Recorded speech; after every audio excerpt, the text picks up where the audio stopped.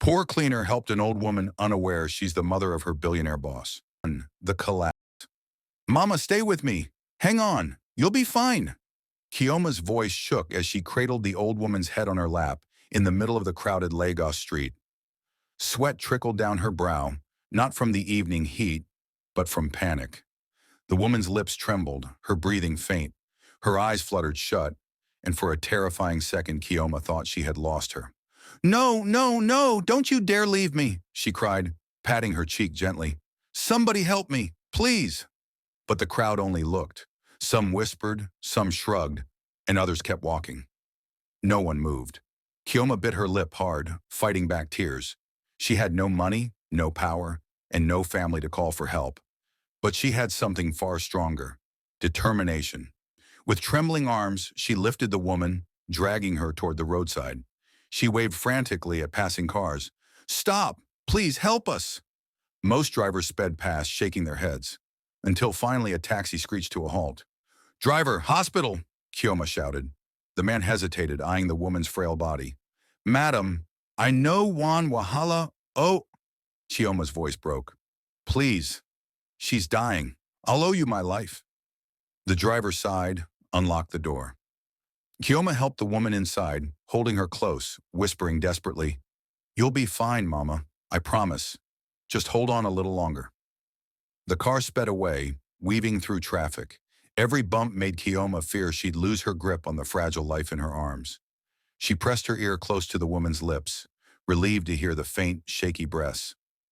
What Kioma didn't know was that the woman she was fighting so hard to save was no ordinary stranger. She was about to change Kioma's life forever. Stick with us. What happens next will shock you. The taxi screeched to a halt at the hospital gates. Nurses rushed forward, pulling the woman onto a stretcher. Kioma stumbled after them, breathless, her uniform stained with dust and sweat. She had no idea who this woman was, but she knew one thing: her life would never be the same again. The beeping machines at the hospital echoed softly in the room as the old woman, Mama Grace, lay unconscious. The young cleaner, Ada, sat beside her, her uniform still stained with dust from the mansion where she worked. She held the woman's frail hand tightly. Please, Mama, you'll be okay, Ada whispered, her eyes red from tears. She didn't even know who this woman was, yet something inside her felt deeply connected, like fate had placed her there at that very moment. Hours passed before a group of men in dark suits stormed into the hospital. They were followed by a tall, imposing figure in a perfectly tailored navy blue suit. His presence commanded silence. His cold, sharp eyes scanned the room until they fell on his mother, lying helplessly on the bed. Mother! He barked, his voice breaking for the first time in years. His driver and bodyguards froze. Nobody had ever heard Chike Obi, the billionaire CEO, sound so shaken. Ada rose to her feet nervously. Her hands trembled as she tried to explain. I saw her collapse by the roadside. I rushed her here. Chike's eyes narrowed at her, suspicion blazing in them. You! His voice dripped with disdain. You, a cleaner in my company, just happened to be there when my mother collapsed. Ada's lips parted in shock. She had expected gratitude, not this. I didn't plan this, sir. I just wanted to help, she stammered. But Cheek stepped closer, his height towering over her like a shadow. Help? Or were you hoping to gain favor, hoping to manipulate my mother into feeling sorry for you? The words cut Ada like a knife. She clenched her fist but stayed silent, too respectful to answer back. Behind them, Mama Grace stirred faintly, her weak voice barely audible. Chike! Stop! The billionaire instantly turned, kneeling beside her bed. His harsh tone melted into something softer. Mother, I'm here. You'll be fine. But Mama Grace's eyes fluttered toward Ada, and she managed a faint smile. That girl, she saved me. Cheek froze. His jaw clenched as if the words wounded his pride. His mother, the only person he truly cared about, had just spoken up for a mere cleaner. Ada bowed her head, her heart pounding. She had no idea her simple act of kindness would place her at the center of a storm that could change her life forever. And as Mama Grace's weak grip tightened around Ada's hand, Cheek's eyes burned with a mixture of gratitude he refused to show, and suspicion he could not shake off. The air in the room was heavy, suffocating. Something bigger was about to unfold. The next morning, Ada woke up with swollen eyes. She had barely slept, replaying the hospital scene over and over in her head. The billionaire's harsh words still stung. Why was kindness always mistaken for hidden motives? She had risked her own safety carrying Mama Grace into a taxi, paying the driver with the last naira she had in her purse, and yet, instead of shadows of distrust, gratitude, she got suspicion. But something stronger than her humiliation made her restless. She couldn't shake off Mama Grace's fragile smile and the way the woman had gripped her hand, almost begging her not to leave. Meanwhile, in the Obi mansion, the atmosphere was tense. Cheeky sat at the head of the long glass dining table, untouched breakfast in front of him. He scrolled through his phone, but his mind was far away. His mother was resting upstairs under medical supervision, but every time he closed his eyes, he saw Ada kneeling beside her bed, whispering words of comfort. He hated how the image unsettled him. "Sir," his personal assistant Bode interrupted gently, "should I proceed with running a background check on the cleaner?" Cheek's sharp eyes lifted slowly. "Do it. I want everything about her. Where she comes from, who she talks to, what she wants. Nobody gets close to my mother without reason." "Yes, sir." Bode bowed slightly, already pulling out his tablet. Across town, Ada pushed through the heavy glass doors of the company's headquarters. The other cleaners and junior staff threw her curious glances. Rumors spread fast. Everyone had heard that she was the one who had carried the billionaire's mother into the hospital. Some looked at her with admiration, others with envy. One woman muttered under her breath as Ada walked past, "Let's see how long it takes before she thinks she's better than the rest of us." Ada lowered her eyes, pretending not to hear. She had no intention of seeking attention. She only wanted peace. But peace was a luxury in this cold, glittering skyscraper where power games ruled everything. Later that day, she was called into the HR office. Her heart raced as she entered, and to her shock, sitting there, legs crossed, was Chike Obi himself. The billionaire leaned back in the leather chair, his gaze sharp and unreadable. "Ada, isn't it?" His voice was low, almost casual, but Ada could hear the steel underneath. "Yes, sir." She clasped her hands together nervously. "I hear you've made yourself useful." Ada swallowed. "I only did what any decent human being would do, sir." For a brief second, Cheek's lips curved, not in a smile but in something darker. "Decent human beings," he repeated slowly. "That's rare these days." He tapped his fingers on the armrest, his eyes never leaving her. "Tell me, Ada, why were you really there when my mother collapsed? Don't lie to me." The accusation hit her like a slap. Her voice trembled, but she forced herself to speak clearly. "I was on my way back from the market, sir. I saw her faint. I didn't think twice. I just helped. That's all." Cheek leaned forward, his tall frame casting a shadow over her. No hidden motive? No expectation of reward? Ada's eyes watered, but she held his gaze. "If you think kindness needs payment, sir, then you've never known real kindness." The words hung in the air like a challenge. For a long moment, silence filled the office. Cheek studied her face, searching for cracks, some sign of deceit. But what he saw unsettled him even more. Raw sincerity. Finally, he leaned back again, masking whatever emotion flickered inside him.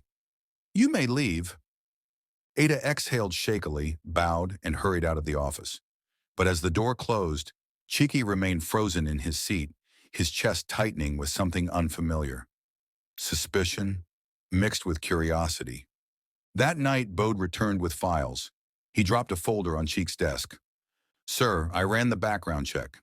Ada Okafor, 24, from Enugu State, lost her parents at a young age. She's been struggling with odd jobs, now working as a cleaner here. No criminal record, no suspicious contacts." Cheek opened the folder, flipping through documents and photos. One picture caught his attention. Ada as a little girl, smiling brightly despite her tattered clothes. Something about her eyes tugged at him. "She's either the best liar I've ever seen," Cheek muttered, "or she's real." For a man who built his empire on distrust, The possibility of someone being real was more terrifying than any enemy he had ever faced. Back in her tiny rented room, Ada lay awake staring at the cracked ceiling. She thought of Mama Grace, her weak hand squeezing hers, her fragile smile. Would she ever see her again? Her heart whispered yes. Fate wasn't done yet, but she had no idea. Cheek was already planning his next move. Mama, you need to rest, Cheeky said firmly, standing at the foot of her massive four-poster bed. The medical staff had just left, leaving the room smelling faintly of antiseptic and lavender. Mama Grace shifted against her pillows, her frail figure dwarfed by the mountain of silk sheets, but her eyes, sharp, knowing, impossible to deceive, locked onto her son. I don't want more rest, Chike. I want to see the girl. Cheek stiffened. What girl? Mama Grace gave a tired chuckle. Don't play with me, the summoned son. The young lady who brought me here. Ada Chike's jaw clenched.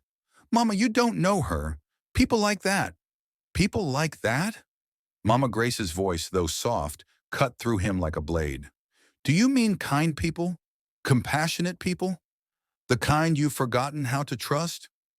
Cheek turned away, running a hand over his face. He hated how his mother could strip away his defenses with just a few words. You don't understand, Mama, he said quietly. Everyone wants something. She's no different. And what if she is? Mama Grace pressed. What if she's the reminder you need that goodness still exists? There was silence. The weight of her words pressed heavily between them. Finally, Cheek muttered, Even if I agree, how do you know she wants to see you? Mama Grace smiled faintly. Because when I was fading, it was her voice that called me back. She held my hand like I mattered. That kind of heart does not vanish overnight. 2 days later, Ada was sweeping the marble corridor when a voice startled her. You, follow me. She looked up to find Bode, the PA, standing there with his usual emotionless expression. The other cleaners glanced at her curiously as Ada dropped her broom and followed him nervously through the golden hallways. He led her to the elevator, the one reserved for executives only. Ada's heart thumped. She had never stepped inside before. When the doors opened, Bode gestured. Top floor, Mama Grace wants to see you. Ada gasped softly. Mama Grace? Yes, and let me warn you. His tone grew sharper. Watch your words. Mr. Obi is very protective of her. Ada swallowed hard and nodded. The moment she entered the grand bedroom, her breath caught. The walls were lined with old oil paintings. The chandelier glittered like captured stars. And on the massive bed lay Mama Grace, her face lighting up the moment she saw her. My daughter, Mama Grace whispered, extending a weak hand. Ada hurried forward, kneeling by her side. Mama, how are you feeling? Better now, Mama Grace smiled, patting her hand gently. Because I get to see you again. Ada's eyes watered. She felt a bond she couldn't explain, a warmth that wrapped around her heart like a mother's embrace. Something she hadn't felt in years. But behind her, she felt the heavy presence of Cheek, standing with his arms crossed, watching every move with hawk-like suspicion. Mama Grace ignored him. Ada, I want you to promise me something. Promise me you'll visit me, not as a worker, but as a friend. Ada hesitated, glancing nervously at Cheek. His eyes were burning into her. I promise, Mama. Good. Mama Grace's smile widened, her eyes glistening. Because I think you are exactly what this house has been missing. Ada looked down shyly, her heart racing, but Cheek's expression darkened. His mother had just let a stranger into the one place he swore to protect. Their home, their hearts, and he didn't like it one bit. That night, alone in his study, Cheeky poured himself a glass of whiskey.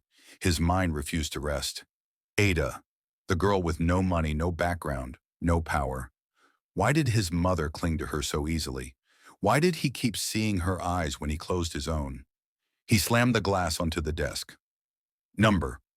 He wouldn't allow her to break into their lives. But fate, as always, had its own plans. Ada adjusted the tray in her hands as she entered the private wing of the mansion. Her heart raced, not because of the polished marble floors or the expensive gold-trimmed paintings, but because she was going to see Mama Grace again. It had been 3 days since that first encounter, and the old woman had insisted Ada visit her daily. Each time, Mama Grace welcomed her with a warmth Ada had never felt, as if she were family. But Ada was also aware of the eyes. His eyes. Cheek. No matter what time she came, no matter what she did, he was always nearby. Sometimes in the corner of the room pretending to be reading, sometimes by the door with his phone in hand. Always watching, always suspicious. Ah, Ada, my daughter. Mama Grace's voice broke through her thoughts. She smiled as Ada set the tray down and came closer. You look tired. Have they been overworking you? Ada chuckled softly. No, Mama, just long hours. But seeing you makes it worth it. Mama Grace squeezed her hand. You remind me of someone I love dearly. Ada tilted her head. Who, Mama? Mama Grace's eyes softened, her gaze drifting to the ceiling. Your kindness? Your spirit? It reminds me of the wife my son lost. Ada froze. For a moment, her heart skipped. The wife of the billionaire? The woman whose absence still shadowed this house? Before she could ask further, Cheek's voice cut in, sharp and cold. Enough stories, Mama. She's just a worker. Don't confuse her with... Cheek? Mama Grace's tones snapped like a whip. The billionaire stiffened, his lips pressed into a thin line. Do not dismiss the tested by fire people who show love when you withhold yours. The room went silent. Ada lowered her eyes, feeling the tension claw at her chest. That night, Chike called Boda, his PA, into the study. I want you to look into that girl. Ada Bode raised a brow. Sir, I don't care how small her life is. Family, friends, debts, secrets. Dig everything up. If she's here for an agenda, I'll know. Yes, sir. Cheek poured himself another drink. He hated how unsettled he felt. Something about Ada threatened the walls he had built for years, and he wouldn't let those walls fall so easily. The next morning, Ada entered Mama Grace's room to find something strange. On the bedside table was a small box, beautifully wrapped in silk. For you, Mama Grace said with a smile. Ada blinked. For me? Yes, open it. With trembling fingers, Ada untied the ribbon. Inside lay a delicate gold bracelet, studded with tiny diamonds. Ada's eyes widened. She had never even touched something so expensive before. Mama, I can't accept this. It's too much. Hush, Mama Grace said softly. I want you to have it. Call it a token of gratitude for saving my life. But Ada hesitated. What if this is a trap? From the corner, she felt Cheek's piercing eyes burning into her. He leaned forward, his voice low and cutting. Take it. The air thickened. Mama Grace looked at her lovingly. Cheek looked at her like a predator waiting to pounce. Ada slowly closed the box and placed it back on the table. I'm sorry, Mama, she said quietly. Your life is worth more than any gift. I helped you because it was the right thing to do. That's enough for me. Mama Grace's eyes shone with tears. She pulled Ada into a hug, but behind them, Chike froze. For the first time in years, his heart skipped, because in her refusal, he saw truth. Real, undeniable truth. Later that evening, Bode returned with a folder. Sir, I did the digging. Ada has no record of scams, no history of fraud, just hardship. Lost her parents young, been working since 16, lives in a one-room apartment in Ayagunle.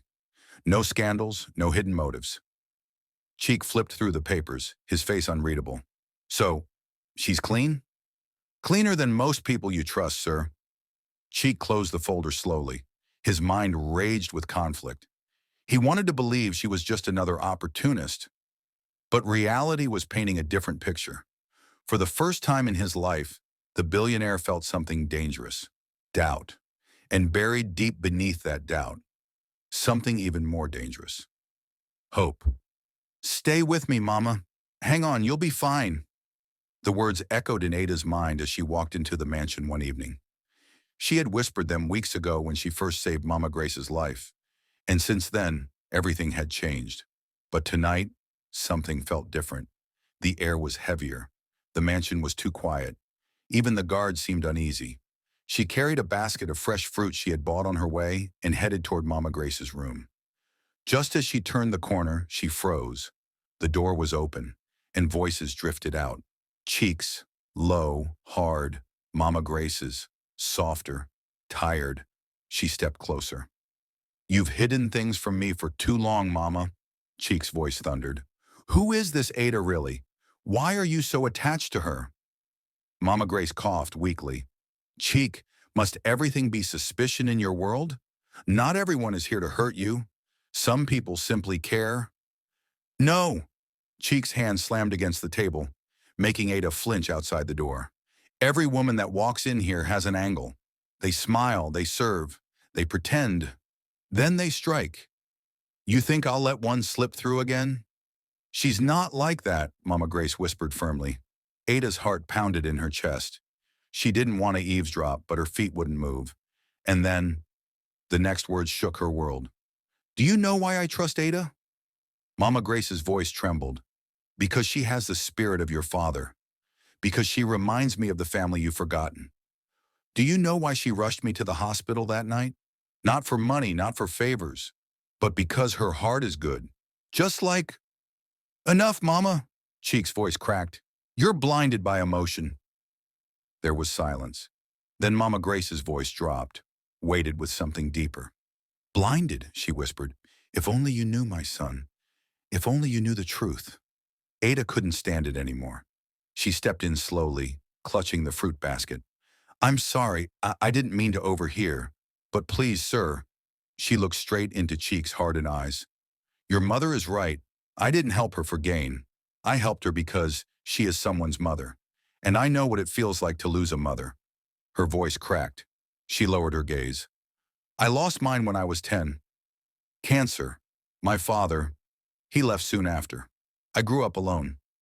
For the first time since she met him, Cheek's expression flickered. Something softened.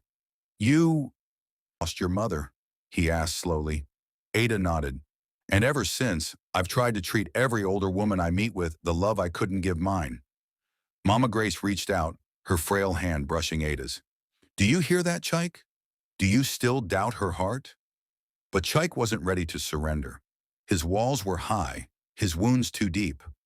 "Words are easy," he muttered, turning away.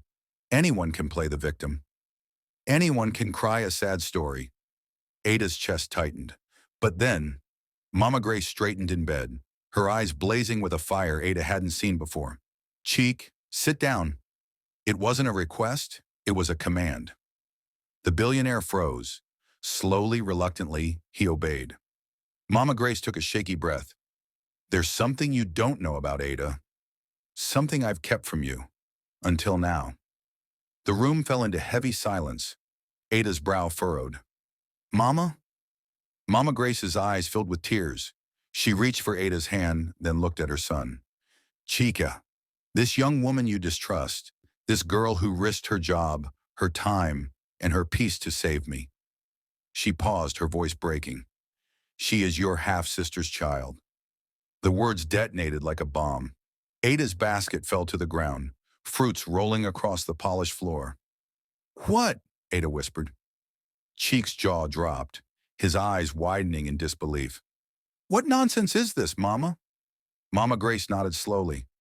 "Your late half-sister, Ngozi, before she died, she had a daughter, a child the family kept hidden because of shame, because of pride.